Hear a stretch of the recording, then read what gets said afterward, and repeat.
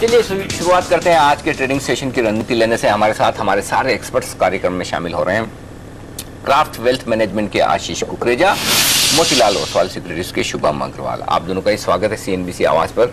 सबसे पहले आशीष, राय आपसे लेना चाहूँगा, क्या लग रहा है जिस तरह से ग्लोबल मार्केट्स आज अच्छी मजबूती दिखा रहे हैं, क्या वायदा कारोबार की एक्सपायरी के पहले एक शॉर्ट कवरिंग रैली और तेजी की संभावनाएं बनती है, और यदि हाँ तो कितना ऊपर जा सकता है निफ्टी इस शॉर्ट कवरिंग रैली के चलते? देखिए अनिल जी, जो अभी का न्यूज़ फ्लो है उससे साफ नजर आ रहा है कि 6000 तो होल्ड करना चाहिए। आप ये समझ लीजिए कि after the measures which RBI has taken yesterday और पिछले हफ्तों के जो न्यूज़ फ्लो थे, उसके बावजूद जो करेंसी जिस तरह से उतनी ज़्यादा स्ट्रेंथ नहीं दिखा पाई, वो क्लियरली शो कर रहा है कि कहीं ना कहीं मार्केट एकदम से अपबीट होगा ऐसा नहीं लग रहा है। It is completely macro driven इस समय। आप ये समझ लीजिए, बस आप करेंसी को ट्रैक करते जाइए और वहाँ आप मार्केट को ट्रैक करते जाइए, वही एक ऐसा फैक्टर है जो आपको ध्यान में रखना बहुत ज़रूरी होगा इस समय। रिजल्ट्स काफ़ी मिक्स्ड आ रहे हैं, all of them are not coming up to expectation. इस बारी तो प्राइवेट बैंकिंग में भी थोड़ा सा एसेट कंसर्न्स आने स्टार्ट हुए हैं, तो आने वाले टाइम में उस पर भी नज़र रहेगी। हैविंग सेड दैट, मुझे लग रहा है काफ़ी पोलराइज हो गया है मार्केट में। निफ्टी में आपको आधे स्टॉक ऐसे हैं जो 52 वीक हाई की तरफ जा रहे हैं, आधे हैं जो स्ट्रगल कर रहे हैं, तो काफ़ी लैक ऑफ आइडिया से डील कर रही है मार्केट इस समय। 6000 होल्ड करना चाहिए अनिल जी, लेकिन आने वाले टाइम में मैक्रो पे बहुत ध्यान रहेगा। शोम, आपको क्या लग रहा है निफ्टी को आज कैसे ट्रेड करें? 6000 का सपोर्ट इंपॉर्टेंट दिख रहा है, एक शायद आज थोड़ा सा बाउंस बैक मिले। क्या करना चाहेंगे आप ओपनिंग में आज? अगर सिर्फ आज ओपनिंग का अगर हम कॉल लें तो मुझे लगता है 6065 जो कि पिछले 2 दिनों से एक इम्पॉर्टेंट रेसिस्टेंस बना हुआ है निफ्टी पे, और जहां पे हमने देखा है कि एक इंट्राडे चार्ट पे भी एक अच्छा कंसोलिडेशन है, वो लेवल एक बार अगर ब्रेकआउट हो जाता है तो डेफिनेटली वहाँ से और 70-80 पॉइंट का हमें जंप ऊपर देखने को मिल सकता है। सो जो शॉर्ट टर्म टारगेट है हमारा, that is 6150, but medium term perspective से हमें लगता है कि market can even go further to the level of 6250। अगर हम इंटर मार्केट सिचुएशंस भी देखें तो जो रियल रेट डिफरेंशियल का प्रॉब्लम था विद इंडिया एंड US, वो टेम्पररी बेसिस पे फिक्स हो गया, and the Indian bond yield have come to around 8.1 which is a positive sign. तो मुझे लगता है जो ट्रेंड है वो कंटिन्यू होना चाहिए on the positive side. Short term के लिए 6150 एंड जो ओवरऑल टारगेट है वो भी 6250 पे हम देखते हैं। 6150 और 6250, ये 2 लेवल हैं ऊपर की तरफ जहां पर निफ्टी जाने की कोशिश इस एक्सपायरी में कर सकता है। तेजी का मूड बनाकर रखें, ये राय हमारे दोनों ही एक्सपर्ट्स की, आशीष और शुभम की। लेकिन देखना ये कि कितनी तेजी के साथ होगी भारतीय बाजारों की शुरुआत। लेंगे एक ब्रेक और ब्रेक के बाद लौटेंगे, बताएंगे आपको प्री ओपनिंग सेशन में कैसा खुलेगा बाजार, कैसी होगी रुपए की शुरुआत। पहला सौदा इस छोटे से ब्रेक के बाद।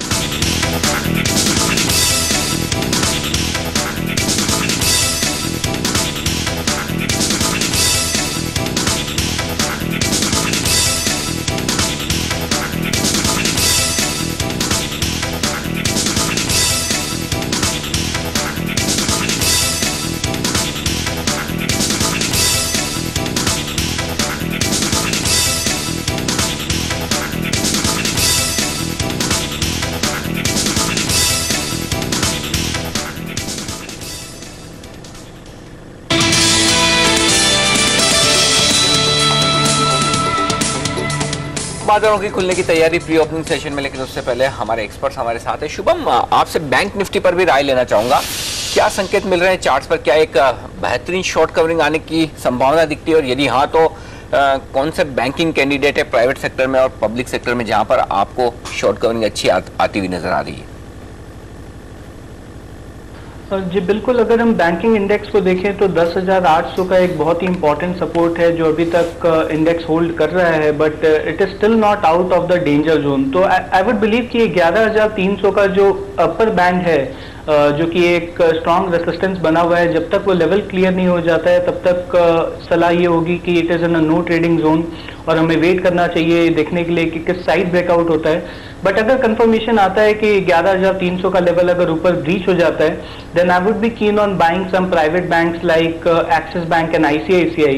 स्पेशली एक्सिस बैंक का अगर हम सेटअप देखें तो बहुत इंपॉर्टेंट सपोर्ट से स्टॉक ऑलरेडी एक रिवर्सल दिखा चुका है जो कि 1160 पर है, और जो लॉन्ग टर्म चार्ट है वो एक mean reverting kind of characteristic है स्टॉक में, जो कि ये इंडिकेट करता है कि अगर करंट लेवल पे स्टॉक अगर सपोर्ट ले लेता है तो 1450 से 1500 तक का भी टारगेट हमें देखने को मिल सकता है एक्सिस बैंक में with a 2-3 months time frame. तो एक बहुत स्ट्रॉन्ग पुल बैक की पॉसिबिलिटी है बैंकिंग में, but I would still bet on the private bank only, because PSU bank में अभी तक कोई बॉटम आउट का सिम्टम इतना क्लियर विजिबल नहीं है। तो 11,300 का लेवल अगर बैंक निफ्टी क्रॉस होता है then I would be keen on buying Axis bank for a target of 1400 to 1450। चलिए बैंक निफ्टी पर थोड़ा सा और उछाल आ जाए तो उसके बाद खरीदारी करने का मौका बनेगा, लेकिन कैसी होगी भारतीय बाजारों की शुरुआत वो आपको बता दें। पहले देखिए एशियाई बाजार, निक्की के बाजार 1% नीचे थे, अब 1% ऊपर। हांगकांग के बाजारों को देखिए, और ये सबसे इंपॉर्टेंट है, मजबूती बढ़ाए जा रहे हैं हांगकांग के बाजार, 450 पॉइंट अब ऊपर है, 2% से ज़्यादा की तेजी होती हुई दिख रही है। उसके साथ साथ एसजीएक्स निफ्टी भी ऊपर की तरफ जाता हुआ। हम कल 12 पॉइंट के प्रीमियम के साथ बंद हुए थे और 6082 पर इस वक्त एसजीएक्स निफ्टी, यानी कि 6070 के आसपास हम शुरुआत करेंगे। और 6070 के लेवल के मायने क्या है, पिछले 4 दिनों से जो बाजार 6000 के ऊपर बने रहने में कामयाब हुआ है, उसमें 6060 के आसपास हाई बनाया है हमने।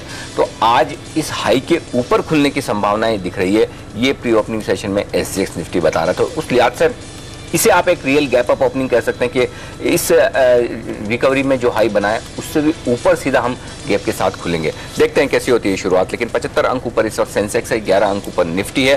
प्री ओपनिंग सेशन में मजबूत टिक्स आती हुई दिख रही है। यहाँ पर स्क्रीन पर टाटा स्टील 9% ऊपर है। स्टील सेक्टर को लेकर एक और बात बता दूं आपको, वो ये कि जापान में आज सारे स्टील स्टॉक्स काफ़ी मजबूती के साथ ट्रेड कर रहे हैं। जापान के इंडेक्स को रिवाइव करने में उनका काफ़ी हद तक हाथ है और वजह साफ है कि वहाँ कर स्टील के दाम बढ़ाने की बात जापानीज कंपनियां करती हुई दिख रही। तो स्टील सेक्टर भी आज फोकस में रहना चाहिए। ऑयल एंड गैस स्पेस के कुछ स्टॉक सेक्शन में बीपीसीएल पर देखिए 2-2.25% की मजबूती है।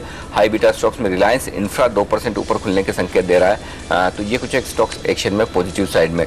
नेगेटिव कोई खास नहीं है, कोई खास ऐसा कमजोरी वाला रुझान कहीं दिख नहीं रहा है। रुपए पर डालते हैं नजर, वहां पर किस तरह की शुरुआत होती हुई दिख रही है। 59.72 ये कल का लेवल था जहां पर हमने रुपए में कमजोरी के साथ क्लोजिंग होते हुए देखी, लेकिन इस कमजोरी के बहुत ज्यादा मायने इसलिए नहीं है क्योंकि देर शाम काफी पॉजिटिव यहां पर अनाउंसमेंट आते हुए दिखे। अब आप देख सकते हैं 22 पैसा मजबूती के साथ रुपए ने शुरुआत की है आज के सेशन में। 59.50 जी हाँ, ये है लेवल रुपए का जहां पर रुपए की शुरुआत होती हुई दिख रही। तो पॉजिटिव शुरुआत रुपए ने की है। जिस तरह से आरबीआई ने गोल्ड इंपोर्ट को लेकर और शिकंजा कसने की बात कही है सरकार ने, और आरबीआई ने कहा है कि जो कुछ भी आपने सितंबर तक एक्सपोर्ट किए हैं उन्हें आप 9 महीने के भीतर भीतर आप देश में फिर से ले आइए। तो ये दो बड़े पॉजिटिव हैं जो रुपए को मजबूती देते हुए दिख रहे हैं और लगभग 1/4% की मजबूती रुपए में होती हुई दिख रही है। रुपए की इस चाल पर बात करते हैं। हमारे साथ मैक्लाई फाइनेंशियल्स के डिप्टी सीईओ पार्थ भट्टाचार्य कार्यक्रम में शामिल हो चुके हैं। मिस्टर भट्टाचार्य, स्वागत है आपका सीएनबीसी आवाज पर। ये जो 2 स्टेप्स लिए, एक और सरकार ने गोल्ड इंपोर्ट को कर्ब करने की कोशिश की और दूसरी तरफ आरबीआई ये कह रहा है कि एक्सपोर्ट्स आपके रियलाइजेशन जो भी हैं उन्हें 9 महीने के भीतर भीतर हिंदुस्तान में ले आइए। कितना इम्पैक्ट आप इसका रुपए की स्ट्रेंथ पर पड़ते हुए देखते हैं, और क्या ये मानना अब ठीक है कि 60 रुपए से ज्यादा नीचे जाकर कमजोर होने की संभावना काफी कम है? हमने पिछले हफ्ते में जो बोला था वही हुआ। रुपया का ऊपर असर लास्ट वीक का जो भी आरबीआई का जो मेजर स्टेप्स था जिसमें यील्ड कर्व इतना उछल गया एंड कॉर्पोरेट फंडिंग जो बिल्कुल बंद हो गया, चोक्ड हो गया through bond market, bond issuance और सीपी इशुएंस टोटली बंद हो गया। उसमें भी रुपया के ऊपर कुछ असर नहीं पड़ा। रुपया back to that normal level which was there last week. And ये दोनों जो स्टेप लिया है उसमें गोल्ड का सप्लाई साइड हम लोग कंस्ट्रेन करने के लिए कोशिश कर रहा है। जो भी स्टेप्स लिया है गोल्ड का बारे, वो सप्लाई साइड थोड़ा सा कम करने के लिए, सप्लाई साइड में रुकावट लिखने के लिए जो भी कर रहा है उसमें डिमांड कम होने का चांस है क्या, देखना पड़ेगा। फेस्टिव सीजन आने के बाद कैसे गोल्ड का डिमांड कैसे होता है वो देखना चाहिए और उसका बाद पता चलेगा इसके इफेक्ट क्या होगा। रुपया के ऊपर हमारा ख्याल में इसमें ज्यादा फर्क इमीडिएटली कुछ नहीं होने वाला है। एंड और एक पॉइंट है दैट ज्यादा ये सब कॉन्स्टेंट रखेंगे और डिमांड एक ही रह गया तो gold supply will come through unregulated and unauthorised channel, वो डेंजर बहुत ही है। एंड दूसरा जो एक्सपोर्ट जो 9 महीने के लिए किया है उसके लिए भी अभी इमीडिएट तुरंत कुछ उसका इफेक्ट नहीं होगा, लेकिन उसमें थोड़ा बहुत सप्लाई आएगा। जो मेजर इम्पैक्ट हुआ था कल शाम को, जो रॉयटर्स ने न्यूज किया था that sovereign bond is not being considered, उसमें रुपी काफी वीक हुआ था। उसके बाद finance minister made a statement that these all options are open including issuance of sovereign bonds. So उसमें थोड़ा सा रुपी थोड़ा सा ऊपर खुला है, लेकिन हमारा ख्याल में बेसिक फंडामेंटल फैक्टर्स जो है वो रुपया का ऊपर असर पड़ेगा और रुपया थोड़ा सा वीकनेस अभी भी इम्पैक्ट होगा, वीकनेस का चांस है। ये बताएं मिस्टर भट्टाचार्य कि जनरली एक्सपोर्टर्स कितने वक्त में अपना पैसा लेकर आते हैं? जो 12 महीने से ये लिमिट कम करके 9 महीना की है आरबीआई ने, इसका क्या इम्पैक्ट होना चाहिए और इससे करने से फायदा क्या होगा? थोड़ा सा सप्लाई बढ़ेगा, डॉलर का सप्लाई बढ़ेगा। देखिए एक्सपोर्टर का भी ये पूरा 12 महीना तक रखता है क्या, वो डिपेंड करता है, क्योंकि उनका लिक्विडिटी कंडीशन क्या है। इधर रुपया में बोरो करके वो डॉलर बाहर रख रहा है तो उसका कोई मतलब नहीं होता है। तो काफी वो एक्सपोर्टर जो उसका थोड़ा सा लिक्विडिटी प्रॉब्लम है, they don't keep dollars outside for long, because उसमें तो कुछ फर्क मिलता नहीं है, इंटरेस्ट रेट कुछ मिलता नहीं है, और इधर वो 12% 13% में बोरो कर रहा है। तो ऐसा नहीं है दैट हर एक एक्सपोर्टर बाहर 12 महीने तक रख देते हैं एंड वो रुपी डिप्रिसिएशन होगा ये व्यू लेके कोई एक्सपोर्टर बाहर रख देते, ये चीज सही नहीं है। बट तब भी थोड़ा बहुत डॉलर सप्लाई आएगा इसमें से। बहुत बहुत शुक्रिया आपका ये पूरी राय रुपए पर देने के लिए। तो यहाँ पर पार्थ भट्टाचार्य का ये मानना है कि आरबीआई और सरकार जो कदम उठा रही है वो अच्छी बात है, उनसे रुपया मजबूत होगा, लेकिन अल्टीमेटली रुपए को इन कदमों के बजाय अपनी इंटरनल स्ट्रेंथ पर ट्रेड करना है और रुपया उस लिहाज से मजबूत नहीं दिख रहा है। तो टेम्परेरी एक बार की रुपए में तेजी आ सकती है, लेकिन उस तेजी में फिर से आपको बिकवाली का प्रेशर भी आता हुआ दिखेगा। चलिए अब हमारे साथ वेटू वेल्थ ब्रोकिंग के डेरिवेटिव हेड आदित्य अग्रवाल भी कार्यक्रम में शामिल हो चुके हैं। आदित्य, वायदा कारोबार की एक्सपायरी के पहले कल निफ्टी फ्यूचर्स में 713 करोड़ की खरीदारी का आंकड़ा एफआईज की तरफ से, क्या एग्रेसिव शॉर्ट्स कवरिंग होने की और संभावनाएं हैं? और यदि हाँ तो अब से लेकर एक्सपायरी तक कितनी और तेजी निफ्टी में हो सकती है, क्या करेंगे आप? नमस्कार अनिल जी। वेल डेफिनेटली हमको लगता है कि यहाँ से और शॉर्ट कवरिंग देखने को मिलेगी। अगर बैंक निफ्टी देखें तो बैंक निफ्टी में अब तक हमने सबसे ज्यादा शॉर्ट बिल्डअप देखा था, बैंकिंग काउंटर्स में काफी ज्यादा सेलिंग हुई थी। लेकिन अब लोअर लेवल्स पे देखें तो PSU bank and private sector bank दोनों में ही लोअर लेवल्स पे काफी ज्यादा सपोर्ट कल के सेशन में देखने को मिला था। हमने वहां से एक शॉर्ट कवरिंग भी आते हुए देखी थी। तो हमको लगता है कि यहाँ से बैंकिंग क्षेत्र जो है वापस मार्केट को लीड करेगा और यहाँ से 3 to 4% रैली हमको बैंक निफ्टी में आते हुए लगती है। एक 11,350 का एक रेजिस्टेंस है, अगर उसको निकालता है बैंक निफ्टी तो वहां से वापस 3 से 4% की एक मूव हमको बैंक निफ्टी में देखने को मिलेगी। लेकिन निफ्टी देखें तो निफ्टी में 6,100 6,120 के आसपास काफी स्ट्रॉन्ग रेजिस्टेंस है। हमने काफी ज्यादा कॉल लाइटिंग देखी है 6,100 के लेवल पे। जब तक वहां पे हम अनवाइंडिंग नहीं देखते हमको नहीं लगता कि निफ्टी 6,100 के ऊपर बहुत ज्यादा सस्टेन कर पाएगा। यहां से आज एक गैप अप ओपनिंग होगी, लेकिन अगर निफ्टी वापस 6,100 120 के आसपास आता है तो वहां पे एक बार निफ्टी में प्रॉफिट बुक करके निकलना चाहिए। लेकिन इसके मुकाबले हमको बैंक निफ्टी यहां से थोड़ा सा ज्यादा अच्छा लग रहा है। अगर किसी को पेयर ट्रेड खेलना है तो यहाँ से बैंक निफ्टी में एक लॉन्ग पोजीशन लाकर चल सकते हैं और 6100 के आसपास निफ्टी में एक शॉर्ट पोजीशन लाकर भी चल सकते हैं। आशीष, कुछ स्टॉक्स की अगर हम बात करें, एल&टी ने उसके खराब नतीजों ने कल बाजार को सरप्राइज किया और उसके साथ साथ आज एल&टी फाइनेंस होल्डिंग्स के नंबर्स भी हैं और हमारी उम्मीद है इसमें कि जो नेट इंटरेस्ट इनकम है वो 36% बढ़ सकती है, मुनाफा 44% बढ़ सकता है। लेकिन जिस तरह से एल&टी के कल नतीजे आए तो एल&टी और आज एल&टी फाइनेंस होल्डिंग, इन दोनों में क्या रणनीति होगी आपकी? देखिए एल&टी के नतीजे मुझे ऐसा लगता है कि दो market was expecting much but we were not really surprise because clearly reflect हो रहा था कि एग्जीक्यूशन डिले है। काफ़ी कुछ क्वार्टर से ये एक अंडर करंट था। मैनेजमेंट भी ऐसा बोल रही थी कि आने वाले टाइम में थोड़ा प्रॉब्लम रह सकता है। अच्छी बात ये थी कि ऑर्डर बुक कभी भी स्ट्रांग है और बड़ी हो रही है। जो थोड़ा बहुत इकोनॉमी रिवाइवल हो रहा है उसका सीधा सीधा बेनिफिट सिर्फ एल&टी को मिल रहा है, उसको हम इग्नोर नहीं कर सकते हैं। तो आई थिंक ये जो अभी करेक्शन आई है हो सकता है थोड़ा प्रेशर और रहे आज जॉयनील, बट वो लेवल्स अच्छे हो जाएंगे, अट्रैक्टिव होंगे क्योंकि order book more than expected है जो एनालिस्ट की एक्सपेक्टेशंस थी। अगर आने वाले टाइम में एग्जीक्यूशन थोड़ा ठीक हो जाता है और जो इनके पावर सेक्टर से रिलेटेड जो जितने भी ऑर्डर्स हैं वो टाइमली एग्जीक्यूट होते हैं तो I think margins will start coming back. तो L&T would be a good buy अगर यहाँ से आपको थोड़ी सी और करेक्शन देखने को मिलती है। L&T finance definitely would come out with good numbers क्योंकि जो भी रिटर्न्स पिछले कुछ क्वार्टर्स में दिखाए हैं एल&टी फाइनेंस ने, आई थिंक वो सस्टेन रहेंगे। So they will be in line. I think दोनों ही स्टॉक्स में मैं बाइंग रिकमेंडेशन करूंगा। खरीदारी की राय एल&टी और एल&टी फाइनेंस में, और कल के सेशन में हमने देखा एल&टी में तेज गिरावट हुई थी, लेकिन आज आपके लिए ट्रेडिंग के मौके कहाँ हैं? एक्सपर्ट्स के टॉप ट्रेडिंग कॉल्स के साथ हमारे साथ संदीप। संदीप नमस्कार। नमस्कार अनिल जी, पहला कॉल आज के लिए होगा बैंक ऑफ बड़ौदा पे। यहाँ पे JKDVPoint.com के जेके जोशी मानते हैं कि खरीदारी करके चलना चाहिए आपको। कल भी करीब 3% के आसपास का स्मार्ट अप मूव था इस काउंटर पे। उनका मानना है कि कल जो तेजी आई है उसमें एक रेक्टेंगल पैटर्न का एक ब्रेकआउट दिया है इस काउंटर ने। उनका मानना है कि 3 से 4 दिन के टाइम फ्रेम में ये काउंटर 600 और उसके बाद 625 तक के जो स्तर है वहां तक जाता हुआ देख सकता है। अगर आप सेकंड टारगेट के लिए यहाँ पे ट्रेड करते हैं तो आपको करीब 38 रुपए तक के गेंस इस काउंटर में देखने को मिल सकते हैं। दूसरा कॉल भी एक तेजी का ही है। टाटा मोटर्स पे खरीदारी की राय है ManasJaiswal.com के मानस जायसवाल की ओर से। उनका मानना है कि कल टाटा मोटर्स के स्टॉक ने डेली चार्ट्स पर inverse head and shoulder pattern का जो एक नेकलाइन है उसको ऊपर की ओर ब्रेक किया, जो कि एक तेजी का संकेत है। 2 से 3 दिन में ये काउंटर 308 तक के लेवल तक जा सकता है, यानी कि मौजूदा भाव से करीब 10 रुपए तक की अपसाइड टाटा मोटर्स के काउंटर में भी देखने को मिल सकती है। और तीसरा और चौथा कॉल जाने के लिए आइए चलते हैं मोतीलाल ओसवाल सिक्योरिटीज के शुभम अग्रवाल के पास। हम हमारे साथ मौजूद हैं। शुभम नमस्कार, आपके 2 स्टॉक आज के लिए। या पहला स्टॉक होगा बजाज ऑटो। अगर हम पिछले कुछ दिनों का चार्ट देखें तो एक बहुत ही क्लियर हमें शॉर्ट टर्म ब्रेकआउट देखने को मिलेगा फ्रॉम द रेसिस्टेंस ऑफ 1950। तो मुझे लगता है कि ये जो ब्रेकआउट है that should move towards the target of 2200 और जो स्टॉप लॉस रखना चाहिए हमें वो 1890 पर है। The second call would be on SDFC Limited. Again that is on the buy side. कल का जो फॉर्मेशन है कैंडल स्टिक पैटर्न पे वो क्लियरली इंडिकेट करता है कि एक बुलिश एनगल्फिंग पैटर्न का फॉर्मेशन हुआ है, जिसके बेसिस पे जो अपर बैंड है वो 890 का जो बैंड है वो हमें लगता है कि स्टॉक वहां तक आ सकता है। So that is a target of 890 और स्टॉप लॉस हमें रखना चाहिए 800 पर।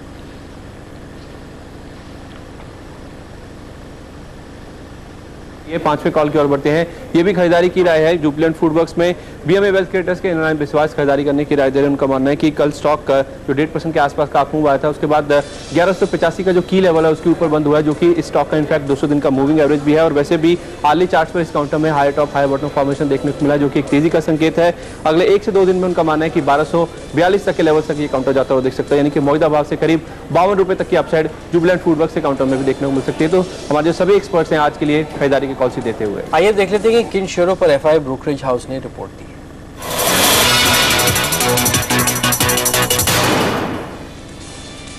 BHL पर डॉइच बैंक रेटिंग घटाकर होल्ड की राय दे रहा है। लक्ष्य 170 रुपए से भी नीचे कर दिया। उनको लग रहा है कि ऑर्डर इनफ्लो अनुमान 28% घटा है और खासकर LNT के बाद अब फिलहाल उनको लगता है कि इसमें भी दिक्कत बढ़ सकती है। वहीं JP मॉर्गन की तरफ से रिपोर्ट आई है ING वैश्या बैंक पर और कल नतीजों के बाद JP मॉर्गन ने ओवरवेट की रेटिंग दी और उनका ये कहना है कि फीस और ट्रेजरी इनकम में बढ़त होती हुई दिखी, ऑपरेटिंग खर्चे कम होते हुए दिखे और उस लिहाज से नंबर्स काफ़ी अच्छे दिख रहे हैं। LNT पर Morgan Stanley equal weight rating रख रहा है और यहाँ पर फिलहाल उनको लगता है कि काफ़ी हद तक जो हमने देखा है कि कुछ हद तक जो ऑर्डर इनफ्लोज रहे और जो नेगेटिव सरप्राइज टॉप लाइन में आ चुका है, मार्जिन्स में आ चुका है, उससे जो स्टॉक है वो पूरी तरह से फुल्ली वैल्यूड है। इंटरेस्टिंग रिपोर्ट आई है सिटी ग्रुप की तरफ से एशियन पेंट्स पर और काफी लंबे समय बाद कोई FI यहाँ पर बेरिश हुई है, बेचने की राय दी है एशियन पेंट्स को सिटी ग्रुप ने कल नतीजे देखने के बाद। और उनका ये मानना है कि रुपए की कमजोरी की वजह से इन पे कॉस्ट प्रेशर तो बढ़ना लाजमी था, लेकिन रेवेन्यू जो कम आया है वो सरप्राइजिंग है और साथ ही कुछ और नेगेटिव्स भी दिख रहे हैं नतीजों में, जिनकी वजह से मुनाफा तेजी से दबाव में आता हुआ दिखा है। ऐसे में एशियन पेंट्स बेचकर निकल जाए 4050, यानी कि यहाँ से भी 1000 रुपए से ज्यादा की कमजोरी एशियन पेंट्स में दिख रही है।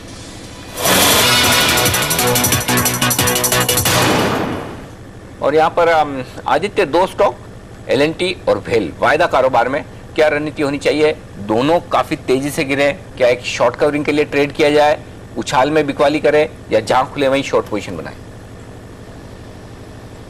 मुझे लगता है कि इसमें थोड़ी सी बिकवाली जारी रहेगी। अगर आज मार्केट ऊपर खुलता है, इन दोनों स्टॉक्स में कोई उछाल आता भी है तो वापस शॉर्ट पोजीशन ना कर चलना चाहिए। LNT में 890 का काफी क्रूशियल सपोर्ट लेवल है। अगर ये स्टॉक उसको ब्रेक करता है, उसके नीचे ट्रेड करना शुरू करता है तो वहां से LNT में पूरा एक ट्रेंड रिवर्सल आ जाएगा। उस केस में हमको लगता है कि स्टॉक नीचे में 820 तक के लेवल दिखा सकता है। तो ओवरऑल स्ट्रक्चर काफी वीक है। कल के दिन में हमने काफी ज्यादा शॉर्ट बिल्डअप ऊपरी स्तर से देखने में बनती हुई देखी थी, तो इसमें ओवरऑल हमको लगता नहीं है कि यहाँ से कोई बहुत बड़ा उछाल भी आएगा। अगर स्टॉक वापस 920 925 के आसपास आता है तो काफी एक अच्छे लेवल बनते हैं जहां पे शॉर्ट पोजीशन बनाकर चलना चाहिए। सिमिलरली अगर भेल का चार्ट देखें तो उसने जरूर एक इन्वर्टेड हेड एंड शोल्डर का ब्रेकआउट दिया था लास्ट वीक, लेकिन उसको स्टॉक सस्टेन नहीं कर पाया और वापस हमने देखा कि उसमें एक सेलिंग प्रेशर देखने को मिला 190 के लेवल से। स्टॉक ने अपने जो प्रीवियस मंथ का लो था 162 उसको भी ब्रेक किया है, उसके नीचे ही क्लोज किया है। तो हमको लगता है कि यहाँ से भेल में और एक 5 to 7% की बिकवाली देखने को मिल सकती है। नीचे में 152 हमारा पहला टारगेट है, सेकंड टारगेट रहेगा 145 का। जी आशीष, यूनाइटेड यूनाइटेड स्पिरिट्स या यूं कहीं मैकडोवेल पर आपसे राय लेना चाहूँगा, क्योंकि खबरें ये आ रही कि इंग्लैंड के कंपटीशन कमीशन ने ये कहा है कि जो डियाजियो यहाँ पर यूनाइटेड स्पिरिट्स का एक्विजिशन कर रहा है उसमें कंपटीशन किस तरह से बढ़ेगा वो देखना होगा, और डील पर थोड़े से सवाल उठे हैं। 2700 रुपये पर स्टॉक है, क्या कमजोरी हो सकती है, यहाँ पर बेचना चाहिए या फिर गिरावट में आप खरीदारी की राय देंगे अगर आज एक गैप डाउन ओपनिंग हो तो? देखिए, मुझे लगता है कि ये कोई बहुत बड़ा इवेंट नहीं रहेगा स्टॉक के लिए। आज ज़रूर थोड़ा सा एक सेंटिमेंटल के हिसाब से थोड़ा सा बिकवाली हो सकती है। उन लेवल्स पे ज़रूर आपको अगर बहुत ज़्यादा कट आता है तो आपको लेना चाहिए, because stock is looking very very positive. जिस तरह से ये पूरा अब जो बिजनेस मॉडल है इसको रीलुक हो रहा है और आने वाले टाइम्स में जो नंबर्स इंप्रूव होंगे, इट क्लियरली रिफ्लेक्ट्स कि stock will still have a premium in the market, और हमें लगता है कि ये बहुत जल्दी 3000 के लेवल क्रॉस कर सकता है। सो आई थिंक अगर कुछ इस रीज़न की वजह से कुछ अगर बिकवाली आती है तो वहाँ पे लेना चाहिए स्टॉक को। चलिए, कमजोरी में खरीदारी ये राय आती हुई यहाँ पर इस स्टॉक पर। लेकिन बाजार 90 पॉइंट की मजबूती के साथ करेंगे शुरुआत और 32 अंक ऊपर खुलेंगे निफ्टी पर, तो थोड़ी सी कम मजबूती दिख रही है एसजीएक्स निफ्टी के मुकाबले, लेकिन फिर भी हम आधा % की तेजी के साथ खुलेंगे, इसमें कोई डाउट नहीं। कल के हाईज के आसपास शुरुआत होने के संकेत आते हुए दिख रहे हैं।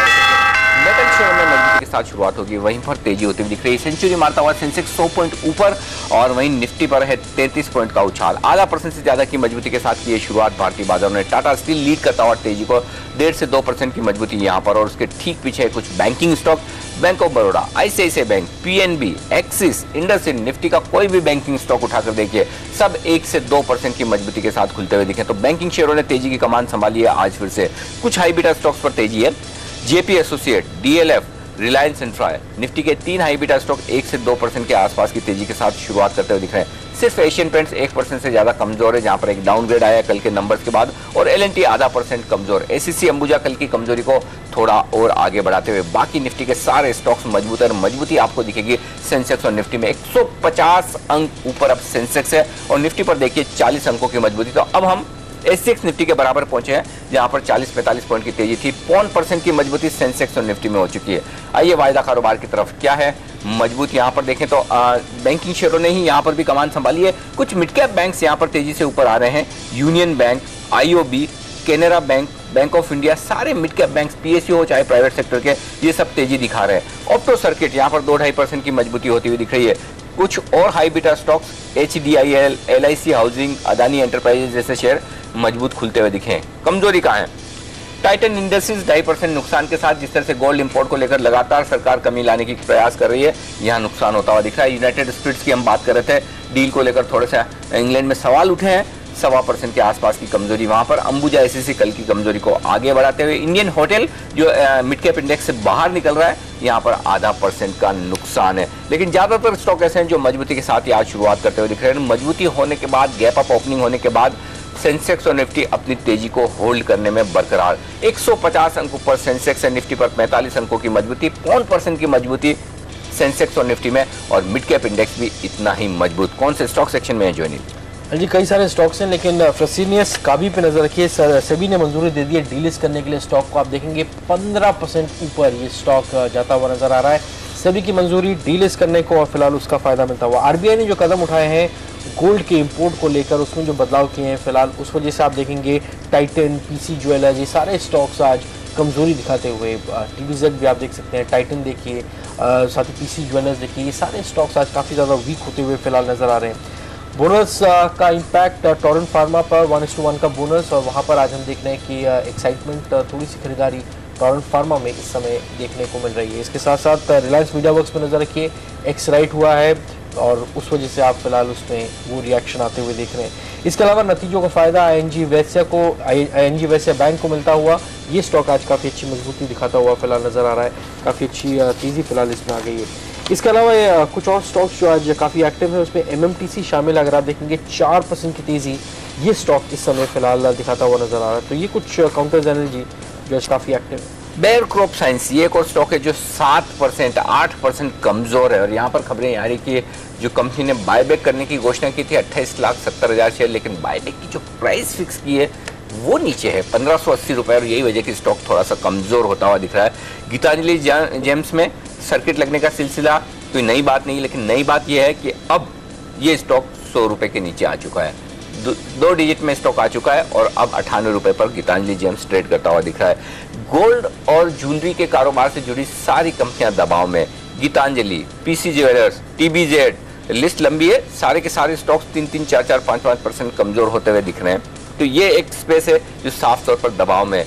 लेकिन मजबूती के लिहाज से देखें तो मनापुरम जनरल फाइनेंस ये ट्रेंड के विपरीत यहाँ पर आज फिर से 3.5-4% की मजबूती। वोखार्ड कल की कमजोरी से उभरता हुआ यहाँ पर 3% के आसपास की मजबूती। एमएमटीसी कल ऊपरी सर्किट पर बंद हुआ था, आज फिर से 3% की तेजी के साथ यहाँ पर शुरुआत होती हुई दिख रही है।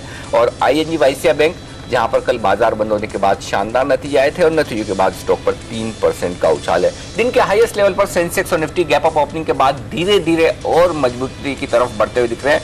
6080, मैं बता दूं इस लेवल की इंपॉर्टेंस ये है कि 6070 के आसपास हमने हाईज बनाए थे इस रिकवरी के सेशन में और वहीं से बार बार प्रेशर आता हुआ दिख रहा था, लेकिन आज उस लेवल के पार निकलकर निफ्टी शुरुआती कारोबार में टिकता हुआ दिख रहा है। चलिए हमारे एक्सपर्ट्स हमारे साथ है, आशीष कुकरेजा, शुभम अग्रवाल और आदित्य अग्रवाल। शुभम, सबसे पहले 6075, 6080 पर भी क्या निफ्टी खरीदने का मौका है इतनी गैप अप ओपनिंग के बाद, या फिर एक कॉन्ट्रा कॉल लेकर इंट्राडे के लिए आज आप शॉर्ट करेंगे?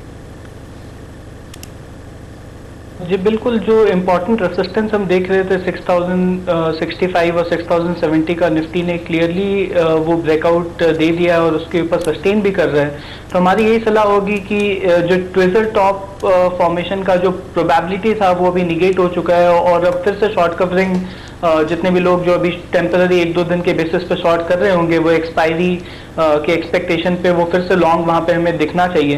तो एक्सपेक्टेशन हमारा सेम है that 6150 should be the first target on Nifty. और अगर हम 1-2 दिन के पर्सपेक्टिव से भी देखें तो मुझे लगता है यहाँ पे हमें निफ्टी खरीदना चाहिए with a stop loss at 6050 और ऊपर में जो टारगेट होगा दैट इज प्लेस्ड एट 6150। इसके साथ ही आशीष, फ्रेसिनेस का भी यहाँ पर सेबी ने मंजूरी दे दी है डीलिस्ट करने के लिए, क्या हो आप लोगों की रणनीति? देखिए, मुझे ऐसा लगता है कि ये न्यूज़ की वजह से आपको इतना जो बड़ा मूव आया है, आई थिंक अगर आप ऑलरेडी इन्वेस्टेड हैं तो आपको एक बार ही निकल जाना चाहिए, बिकॉज 3 महीने का जो अभी ये विंडो है और प्लस पहले भी काफ़ी खबरों में रहा है स्टॉक इस वजह से। सो वैल्यूएशंस क्या रहेंगे, क्या भाव पे होगा, ये सब देखना बहुत ज़रूरी होगा।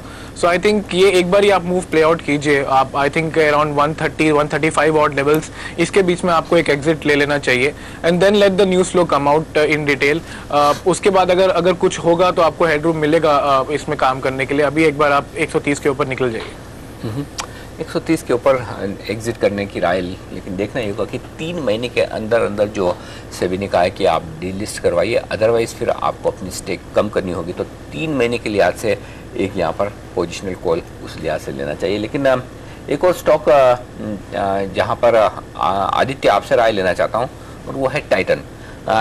क्या करना चाहिए टाइटन के स्टॉक में? आज गोल्ड इंपोर्ट के कर्व को लेकर जिस तरह से कमजोरी होती हुई दिखी है, क्या ये स्टॉक धीरे धीरे नीचे की तरफ ही बढ़ रहा है या फिर बुरी खबरों पर बहुत ज्यादा गिरता नहीं है और ऊपर का रुझान है? टाइटन पर इंट्राडे और पोजिशनली दोनों किस तरह से ट्रेड बनेगा? सर अनिल जी, मुझे लगता है कि टाइटन में जो हमने एक अच्छा रैली देखा था पिछले कुछ महीनों में वो खत्म हो चुका है। इसका रजिस्टर करेक्शन देखने को मिला, एक शॉर्ट कवरिंग जो देखने को मिली थी 200 से 270 के बीच में, लेकिन हमने यहाँ पर कोई फ्रेश लॉन्ग पोजीशन बहुत ज्यादा बनते हुए नहीं देखी थी। हमको लगता है कि ओवरऑल टाइटन एक थोड़ा सा एक डाउन ट्रेंड में ही रहेगा। कोई भी बाउंस आता है तो बेच के ही काम करना चाहिए। 270-275 काफी स्ट्रॉन्ग रेजिस्टेंस बन चुका है इस काउंटर के लिए। जब तक कि 275 के ऊपर नहीं निकलता इसमें लॉन्ग पोजीशन अवॉइड करिए। नीचे में हमको लगता है कि स्टॉक वापस 230 से लेकर 225 तक के लेवल कुछ दिनों में दिखा सकता है। तो अगर आज ये स्टॉक अभी इसमें कोई उछाल आता भी है इंट्राडे तो वापस एक इसमें एक बिकवाली की पोजीशन बना के काम करना चाहिए। यहाँ से हमको लगता है कि ऑफ 10-15% करेक्शन टाइटन में देखने को मिल सकता है।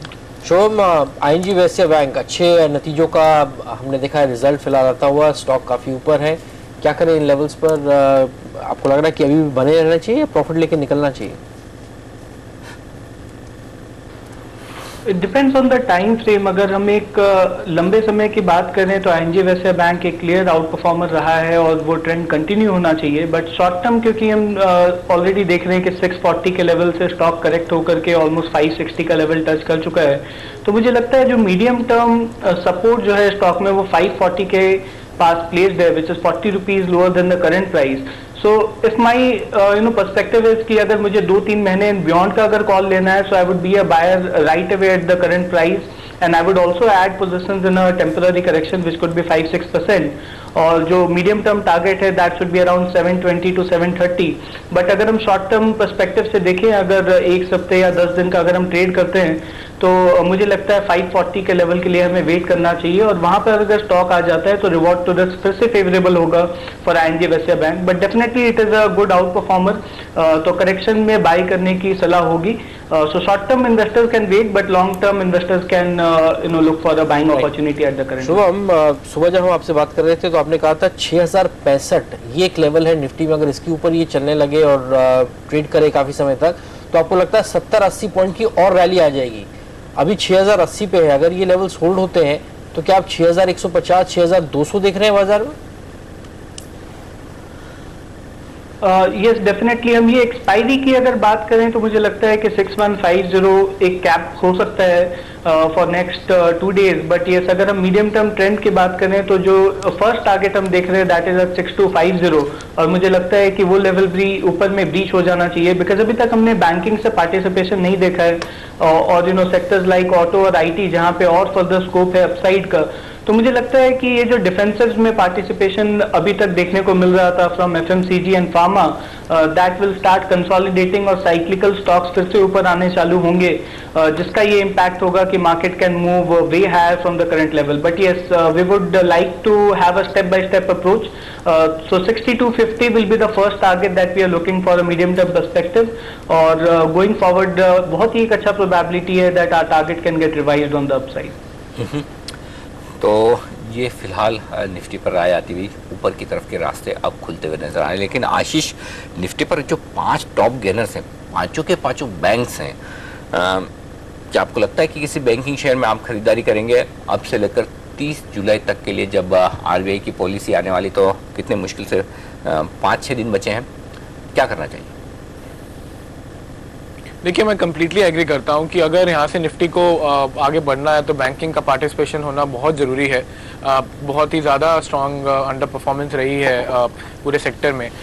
जैसे मैंने शुरू में भी बोला अनिल जी, कि अभी जो प्राइवेट सेक्टर बैंकिंग में भी एसेट कंसर्न्स आने चालू हुए हैं, तो वो एक ज़रूर एक चेक रखेगा इस पूरे बाइंग पैटर्न पे। मुझे लगता है कि बहुत सिलेक्टिवली बैंकिंग को आपको आगे चूज़ करना पड़ेगा। Definitely ICICI and axis bank look better than other banks. कल येस बैंक के नतीजे हैं, हमें लग रहा है नतीजे हाल फिलहाल की गिरावट के पर्सपेक्टिव से अगर लें तो काफ़ी अच्छे आ सकते हैं। वहाँ पर आपको एक स्ट्रॉन्ग मूव देखने को मिलेगा। कुछ मिड कैप PSU बैंक्स जो काफ़ी ज़्यादा गिर चुके थे वो भी अच्छे लग रहे हैं। IOB और देना बैंक जैसे स्टॉक्स भी हमको काफ़ी अट्रैक्टिव लगते हैं। आई थिंक ये कुछ बैंक्स हैं जो मैं आपको रिकमेंड करूँगा, yes bank in private banking space and IOB in PSU। चलिए, तो ये बैंकिंग शेयरों में खरीदारी करने का मौका दिख रहा है। फिलहाल वक्त है हमारे तीनों ही एक्सपर्ट से विदा लेने का। आशीष, शुभम और आदित्य, आप तीनों का बहुत बहुत शुक्रिया CNBC आवाज़ के लिए आज सुबह वक्त निकालकर बाजार और स्टॉक्स पर अपनी राय देने के लिए।